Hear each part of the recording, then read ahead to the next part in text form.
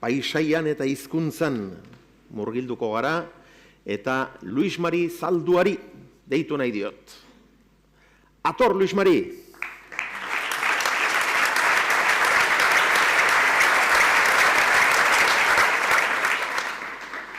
Bueno, Luis Marik ikusi nauenean berehala nigana etorri eta gauza bat esan dit. Gaur ika egin behar diagu. Hori egina zagok. Goenkalen esaten zuten moduan.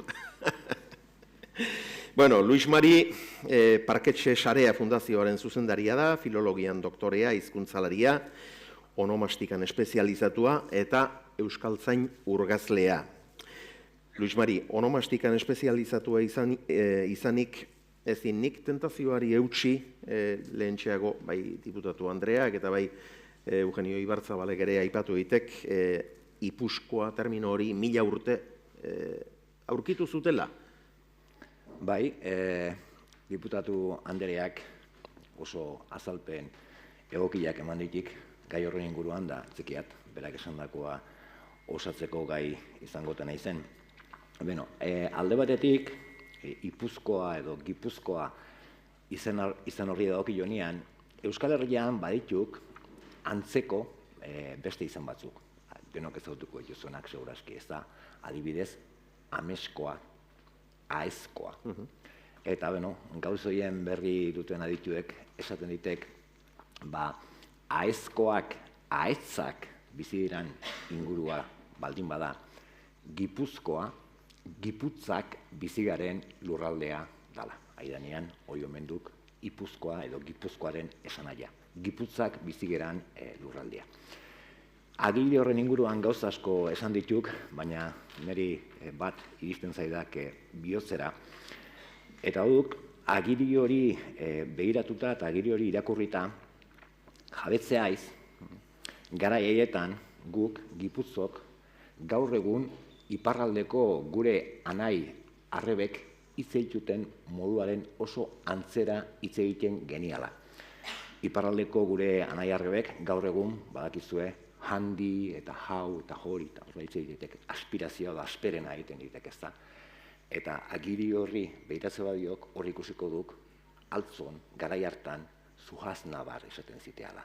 Alegia, oain dela 1000 urte guk gipuzok gaur egun iparraldeko gure anai arrebek hitz egiten dutenaren oso antzera hitz egiten genian, Xabier. Bueno, oso interesgarria. Gaur, Luis Mari, baserritar, abeltzain eta laborari zinguratuta gaudek, horien gandik ikasi du gehien, ala? Era bat, horrek esan duk, ni hizkuntzalaria nauk, saiatzen nauk izaten, eta hizkuntzalaritzaren barruan, onomastika esaten zaion arlo batean ibiltzen nauk. Zertan ibiltzegatik onomastikariak gure eginkizuna izaten duk pertsonen izenak, kaleen izenak, eraikinen izenak, erakunden izenak, eta batez ere tokien izenak aztertzea eta gero arautzea. Gaur egungo euskara estandarrean erabilgarria izan daitezen prestatzea. Lan hori egiteko abiapuntua izaten duk izen horiek antzinako paperetan eta nola azaltzen diren ikustea, hori erreparatzea. Baina hori bezain garrantzitsua edo garrantzitsuagoa duk gaur egungo jendeak izen horiek nola erabiltzen dituzten ikastea eta ikustea. Eta jakina horretarako nortzuk ezautzen dute beste inor baino beto gure lurraldea, hartzainek, baserritarrek eta bar. Eta niri zorionez tokatu zaidak, horretan urte askotan aritu beharra, eta esan behar diat, beti baserriko edo etxolako ateak iriki dizkidatela, zekiten guzia borondate honez irakatsi didatela, eta dakidan apurra, nik daudukadan jakinduria, neurri handi batean baserritarrei eta hartzaileei zor dela. Baina irakaslerik onena ama izan duk. Ez izan zalantzi gainea, zalantzarik. Amak ni baino askoz ere hobeto ikendik euskaraz, eta bera doktorea eta ez dela nauk ez da. Nire ama zaldibitarra da, goskindi edo goroskindegi baserrekoa, urteak zeramatzak urnietan bizitzen, baino oain dio Goierriko izkirea itxendo. Eta neire ala itxen zidak, neire Goierritarrez hitz egiten zidak. Amak eta bilok, aspaldianik egunero hitz egiten diau, iluntzean edo elkarrizketa labur bat izaten diagu, eta aspaldianik ohartu ninduan, amak nik ikasia izanagatik ezagutzen ez nituen hitz, esaera, esapide eta errefrau asko erabiltzen zituela. Eta, halako batean, bururatu zitzaidan, amari entzuten nizkioan jakinkizun horiek guziak, kuaderno batean apuntatzen hasi ninduan. Eta egun etorri, han apuntatzen nizkian, berak ezer ez zekiela, berak niri irakasten zizkidan gauza horiek guziak. Eta halako batean, aitortu inoan. Zanioan, bera ama, hau egiten ari naiz, eta gauzak nola dian oso ondo hartu ez dikpa. Eta bera jarri ez dikpa, bere amak eta bere aitak, bere aitxon amonek, eta bere aitxonak eta amonak irakatsitako gauzak gogorarazten. Eta urrungo unean, berriro ere hitz egiten genianean, pozarren etortzen zuan, eta etortzen duk, eta esaten zidak, gaur halako hitzetaz gogoratu nauk. Eta, niri irakatsi, eta nik kuadernotan apuntatzen nizkian. Eintza kontu, 86 urte zauzkak, eta WhatsAppez ere bidali izan zizkidak, burura etorri zaizkion gauzak. Eta, azkenerako, 150 nik ezagutzen ez nituen hitz, esaera, esapide eta jaso nizkioan, eta horrekin guziarekin lantxo bat argitaramanean Euskaltzaindiak ateratzen duen Euskara aldizkari horretan.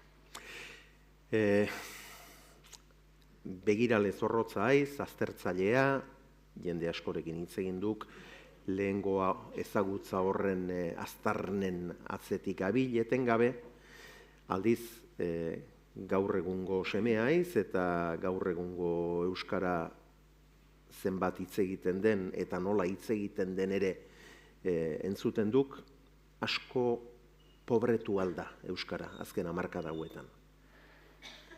Arlo batzutan bai, eta beste arlo batzutan ez. Esate baterako, idatzizko arloan, nik ustean diat, argi eta garbi aurrera egin dugula, ez da? Hori guzia, zortzioagu, neurri handi batean, gutxitutako beste hizkuntza batzuek ez daukaten zerbait izateari zortzaiok, eta guk badiagu hizkuntza estandar bat, guk badiagu euskara batua edo esaten zaion hori, ez da?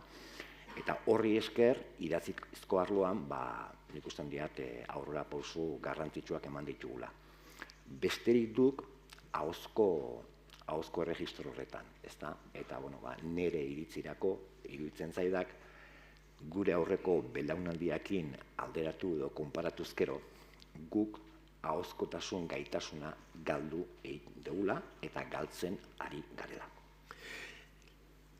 Ama baserritarra, eukaletarra aiz, alde batetik pentsalitekek hor dagoela edo dagokeela egon daitekeela arrakala, aldiz lehen guzu bat baduk, ark baserrian bizi izaten segitzen dik, primua edo maiorazkoa bera izanik, ura baserritarra duk, baina haren euskara zuen amarena baino askoz ere agulagoa duk.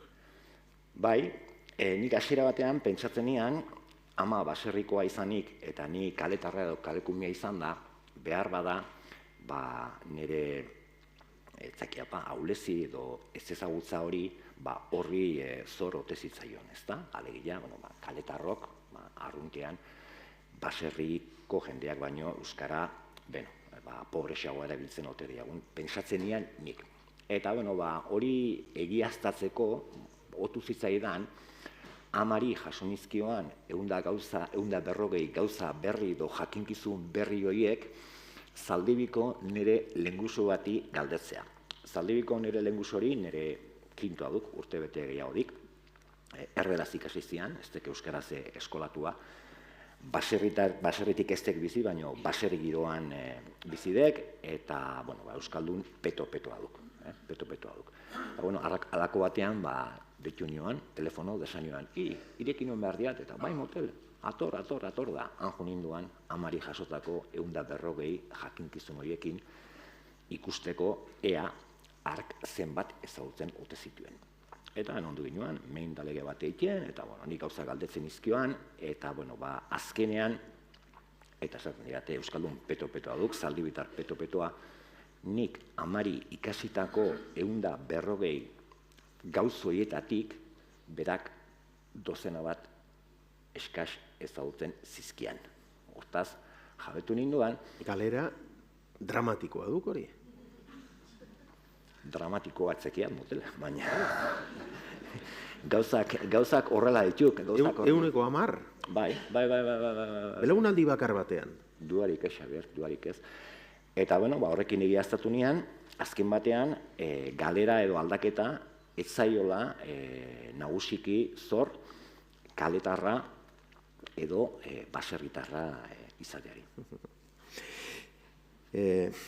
Neuri gertatzen zaidak,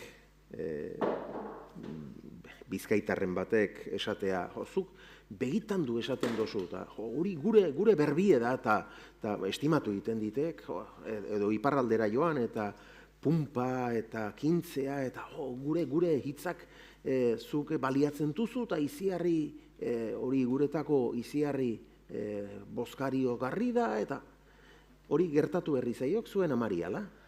Bai. Anoia entzundik nonbait, eta ara ilusio egin, Luis Mari, anoia entzundiat, gure hitza duk? Bai, erabatekoa. Amarekin laun hau egiten hasi ninduanean, berak ustetzian, berak pentsatzen zian, niri irakasten zizkidan hitz, esaera, esapide eta errefagoritako gehienak, eurak baserrian bakarrik erabiltzen ote zituzten. Berak pentsatzen zian, horiek ez dituk hitz zabalduak, horiek guk hemen, gozkindin erabiltzen dizkiagu, eta alde hortatik ez ditek aparteko zeharik izango, ezta? Denok dakizuenez, anoia zaldibin, anoa esaten zaio, bidai labur bat edo irtera bat egin behar dugunean eramaten den, puska edo jateko hartzen den... Arraziotxoa. Arraziotxoa, edo hori izaten duk zaldibin anoia, eta euskara estandarrean anoa. Nik enien ezagutzen, amari ikasi nioan. Talako batean, ama, orai zuan, telebista ikusten, eta hor txirrindularitzaren inguruko saio batean, hor entzundik bai, eta txirrindulariei anoa edo partitu zietek. Haren pozai. Konturatu zualako, berak erabiltzen zituen galdutako edo ihartzen ari zituen hitzoiek ez zirela gozkindiko hitzak bakarrik. Hitzoiek beste toki askotan ere erabiltzen zituztela, eta norbaitek hitzoiek berreskuratzen zituela. Eta ziurraski hitz hori esango zian Xabier Usabiagak edo Fermin Aramendik edo horietakoren batek, eta ura entzun zutenen artean izango zituen bat baino gehiago, oain ere haituko izberrik asmatzen. Eta badiagu, geuk ezagutzen ez dugun dena, desegokitzat edo exotikotzat edo jotzeko joera tamalgarri bat. Alde batea ulertzeko duk, ez? Hori bera niri gertatzen zaidak, o gertatzen zitzaidan hobeto esan da, amarekin, ez da? Ama jakin handiko pertsona duk, irakurtzen dik, euskeraz irakurtzen ditik, gaina zenbait gauza, jakina euskal grati telebista eta entzuten ditik, eta askotan, gaina euskaltzaina izaki, esan izan zidak, gauz asko ez ditut ulerture egiten. Nondik ateratzen zuek hitzoiek, ez da?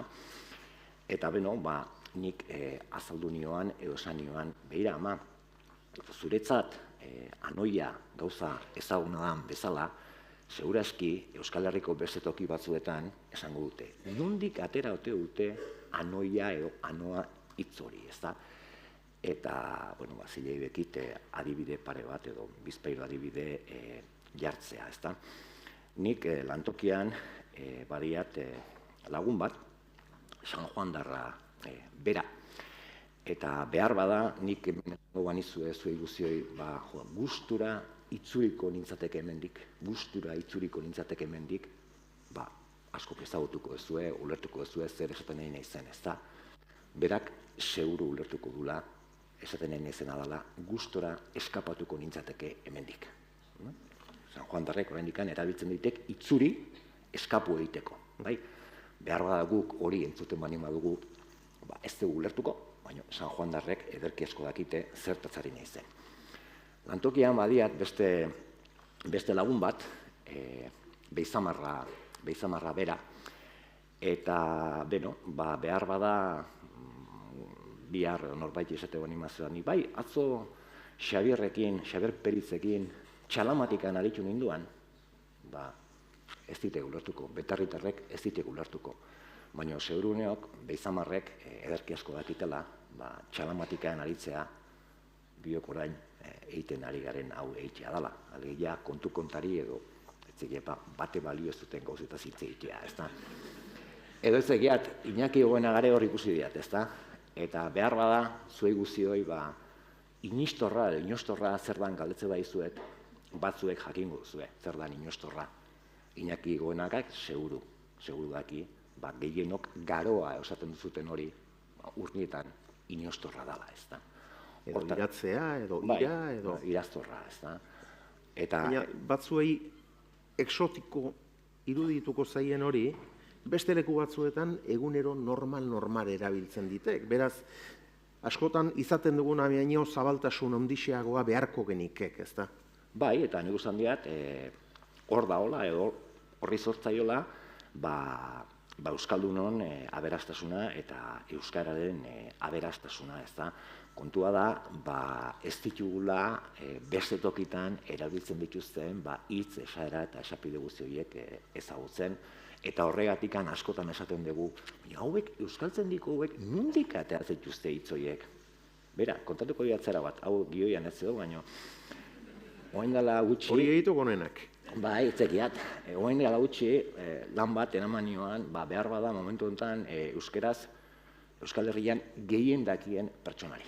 Eraman nioan lana, zuzen zezan, eta ana egin nioan biok, txalamatikan, eta esatezia, beste inorri irakurri ez dizkiodan hitzak irakurri dizkiat. Eta, asarre moduan bezala esaten zeaken da. Esango ia, bat irakurri diat katonatu. Hoi nundik atea katonatu hori. Katonatu da, bakoitza bere tokian jarri. Hemen zuedenak ondo katonatuta zaudete. Eta esan nioan, hori, amak erakutsiak. Amak erakutsitako hitza, nik barneratu duana eta erabiltzen hasi naizena, behar bada Euskal Herrian gehien dakien pertsonari arrotza egiten zitzaioan. Bukatzeko, Luis Mari, 10 segundoan emaguk mezu argitsu bat, itxaropen izpi bat. Gauzaban berri dakiten adituek, goen dela gutxi argitaratu ditek Iñaki Urrebasok eta Garikoz Gotxeak liburu bat, pixka bat Euskararen egoeraz eta Euskararen etorkizunaz.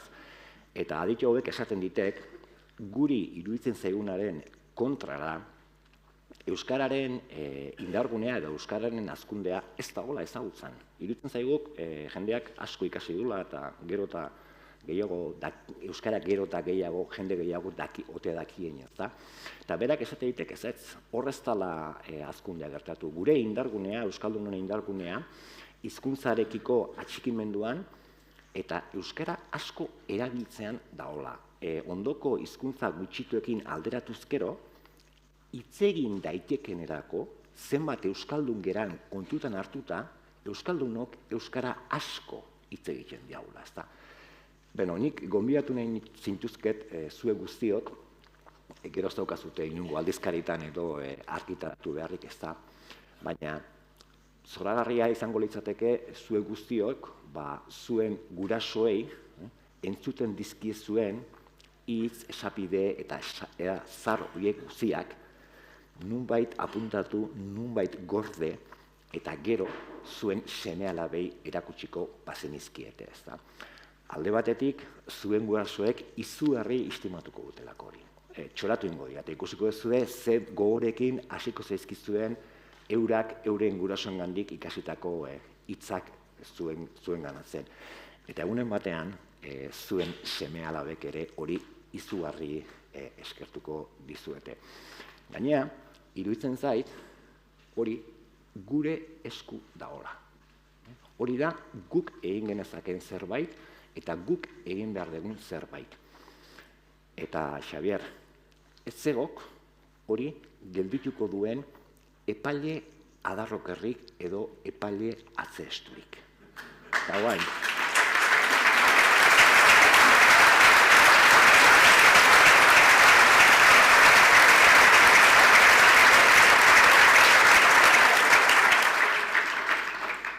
Eta bain bukatzeko, Xabier, gauzatxo bat eskatu nahi diat. Igneri. Bai. Mesedez, bota ezak, orain esan berri dudan horri buruzko bertso bat, Xabier.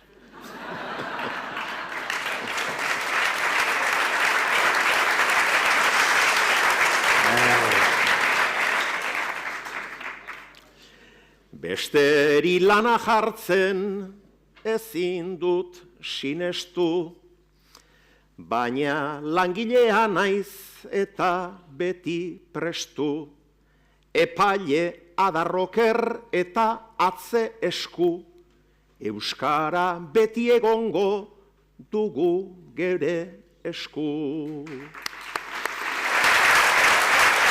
Eskerrik asko.